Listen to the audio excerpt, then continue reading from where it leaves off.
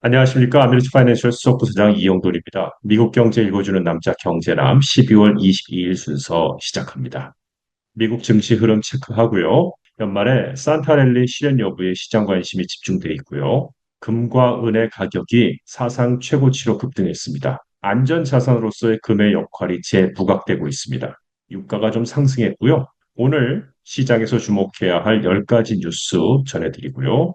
그 실질적인 GDP하고 소비자 신뢰 지수 발표가 예정돼 있습니다. 그것까지 살펴보겠습니다. 이번 주는 연휴로 거래일이 줄어든 한 주의 첫날인 오늘, 미 증시는 기술주 상승에 힘입어서 일제히 올랐습니다. 대표 대형주 중심의 광범위한 시장 지수인 S&P 500 지수는 전장 대비 0.4% 상승하며 장을 시작했고요. 30개 우량 대기업으로 구성된 전통적인 지수인 다우존스 산업평균 지수는 107포인트 상승했습니다. 기술주 비중이 높은 성장주 중심 지수인 나스닥 종합지수는 0.4% 상승했습니다. 이것은 인공지능 AI 관련 종목들이 시장 상승을 이끌었는데요. AI 반도체 설계 기업 엔비디아는 로이터 통신이 엔비디아가 H200 칩을 내년 2월 중순부터 중국에 출하하는 방안을 검토 중이라고 보도한 이후 주가가 1% 이상 상승했습니다.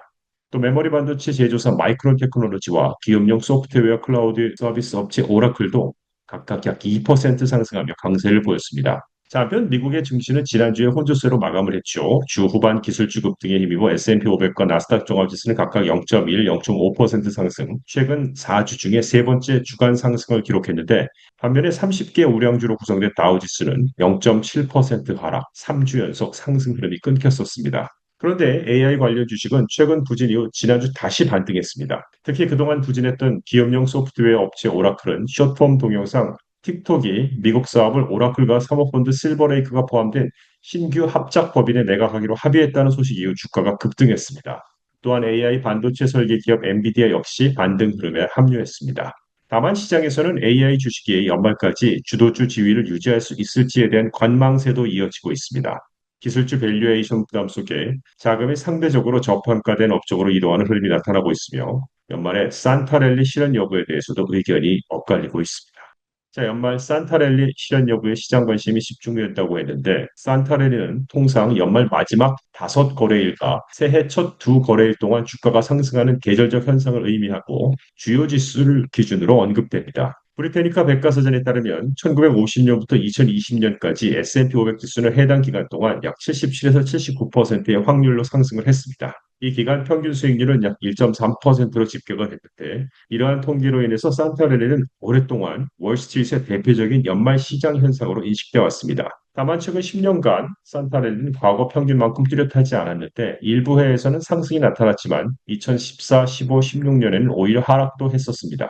2019년과 2020년에는 해당 기간 동안 S&P 500이 0.29에서 0.38% 수준의 소폭 상승에 그치는 등 변동성도 컸는데요. 전문가들은 최근 10년간 산타랠리가 일관되게 나타났다고 보기는 어렵다라고 평가하고 있습니다. 투자자들은 산타랠리를 확정적인 투자 전략이 아닌 참고 지표로 활약하는 경우가 많고요. 과거 통계를 바탕으로 연말과 연초를 계절적 매수 시점으로 고려하거나 단기적인 모멘텀 트레이딩에 활용하는 방식이 대표적이라 볼 수 있겠습니다. 시장에서는 올해 역시 기술주 밸류에이션 부담, 금리와 지정학적 리스크 등 여러 변수를 감안해 산타랠리가 실제로 실현될지 여부를 신중하게 지켜보고 있다는 평가가 나오고 있습니다. 그런데 금과 은의 가격이 사상 최고치로 급등하고 있는데요. 오늘 금과 은 가격이 다시 한번 큰 폭으로 상승했습니다. 연말이 되면 투자자들은 포트폴리오를 재조정하는 경향이 있는데 이 과정에서 금과 은은 안전한 투자처로 인식이 된 겁니다. 퍼스트 이거 인베스트먼의 글로벌 가치 투자팀 총괄인 매튜 맥클레넌 씨는 이렇게 얘기합니다. 금이 통화적 해치 자산으로, 즉 위험 회피 자산으로 가치가 다시 부각되고 있다고 말이죠. 자, 오늘 금 가격은 아운스당 4,445.8달러로 사상 최고치를 기록했고 올해 초 이후 금 가격이 약 70% 상승했습니다. 금은 올해 위험 자산들이 약세를 보이는 가운데 연이어 최고가를 경신했는데요. 금은 전통적으로 경제적, 지정학적 불확실성이 커질 때 안전 자산으로 평가받습니다. 자, 금에 이어 은 역시 금의 흐름을 따라가며 강세를 보이는데요. 은은 가격당 아운스당 68.96달러로 현물은은 68.98달러로 사상 최고치를 기록했으며 올해 들어 128% 급등했습니다. 미 증시에서 금은 광산 관련 주식도 장 시작 전 거래에서 상승했습니다. 자, 앞서 페드는 12월 10일 금리 인하를 단행했고 AI 관련 주식에 대한 낙관론도 일부 회복됐지만 내년 경제 전망에 대한 불확실성으로 글로벌 투자자들은 다시 방어적인 포지션을 취하며 자산 배분을 교정하고 있습니다. 금은 한동안 명목자산 대비 저평가돼 있었지만 이제는 보다 합리적인 수준으로 재평가됐다며 다른 기금속들도 레버리지를 동반해 함께 상승하고 있다고 말하고 있습니다. 유가도 살짝 올랐네요. 미국이 베네수엘라 연안국제해역에서 유조선을 단속했다는 소식에 유가가 상승하는 것입니다. 전문가들은 트럼프 행정부가 베네수엘라 유류 거래에 강경 대응을 하면서 시장이 이에 반응하고 있다고 분석했고요. 베네수엘라산 원유는 글로벌 공급의 약 1%를 차지합니다. 자, 오늘 시장에서 주목해야 할 10가지입니다. 첫 번째, 미국의 대표 주식시장 지수 연말 랠리 가능성이 주목하고 있다는 거고요. 두 번째, 대표 안전 자산인 금과 관련된 얘기 조금 전에 해드렸고요. 2025년 초, 올 초 이후 약 70% 급등했다라는 거. 자, 세 번째는 AI 반도체 선두주자 엔비디아 얘기입니다. 엔비디아 주가는 로이터 통신 보도 이후 2% 상승했는데 앞서 말씀드렸죠. 내년 2월 중순 중국의 H200 칩 출하를 할 가능성이 있다라는 거 시장에서는 기대를 하고 있습니다. 자, 네 번째는 AI 플랫폼 선두 기업이죠. 오픈 AI 관련입니다. 챗 GPT 개발사 오픈 AI는 기업 가치 8,300억 달러 기준으로 1,000억 달러 투자 유치를 논의 중입니다. 자, 이는 불과 일주일 전 목표였던 5천억 달러 가치에서 급격히 상향된 수준인데요. 이번 투자 라운드가 마무리되면 오라클은 오픈 AI를 위해 데이터 센터 구축을 완료해서 구글의 제미나이 AI 모델과 경쟁력을 유지할 수 있게 됩니다. 다섯 번째는 에너지 전력 인프라 기업 G 베르노바와 관련된 얘기인데요. 투자은행 제프리스는 G 베르노바의 목표 주가를 815달러에서 830달러로 상향하고 매수 의견을 유지했습니다. 자, 다음은 미디어 콘텐츠 기업 파라마운트하고 워너브로더스 얘기입니다. 요즘에 뉴스가 계속 나오고 있어서 뭔가 하면서 관심을 가졌던 분들도 있을 텐데요. 파라마운트 스카이댄스는 워너브로더스 디스커버리 인수 시도와 관련해 억만장자 레리 앨리슨의 지원을 확보했다고 밝혔습니다. 이게 뭔 얘기냐면 앞서 넷플릭스가 파라마운트 컴캐스트를 제치고 워너브로더스 디스커버리의 스튜디오와 스트리밍 자산을 인수하기로 합의했다는 뉴스가 나왔어요. 자, 이후에 파라마운트는 비공식, 즉 적대적 인수 제한으로 맞대응을 하고 있습니다. 적대적 인수 제한이라는 게 무슨 뜻이냐면요. 일반적인 기업 인수는 친근하게 합의한 후에 인수를 전제로 해요.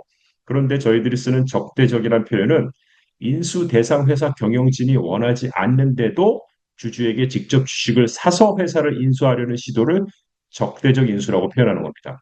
즉 경영진 동의 없이 공격적으로 인수에 나서는 건데 거기다 비공식 또는 비요청은 회사에서 요청하지 않았는데도 인수를 제안했다는 의미입니다. 즉 우리 회사 마음대로 제안했다는 뜻이 되는 거죠. 그러니까 다시 얘기하면 넷플릭스가 이미 워너브로더스 디스커버리를 인수하려고 했는데 파라마운트 스카이댄스가 우리도 살래 하면서 맞서는 상황이는 겁니다.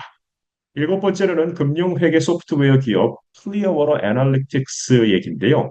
클리어워러 애널리틱스는 퍼미라와 워버크 핑커스가 이끄는 투자자 그룹으로부터 85억 달러 인수 제안을 받았습니다.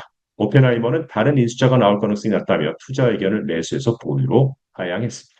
다음 여덟 번째는 미국의 화장품 브랜드 엘프 뷰티에 관한 얘기인데요. 파이퍼 샌들러는 엘프 뷰티의 목표 주가를 100달러에서 85달러로 하향했지만 투자 의견에서는 그래도 보유는 유지했습니다. 자, 아홉 번째로는 금융 인프라 브로커 기업이죠. 모건 스탠리의 추천주인데요. 모건 스탠리가 금융 서비스 업종의 목표 주가를 일제히 상향했습니다.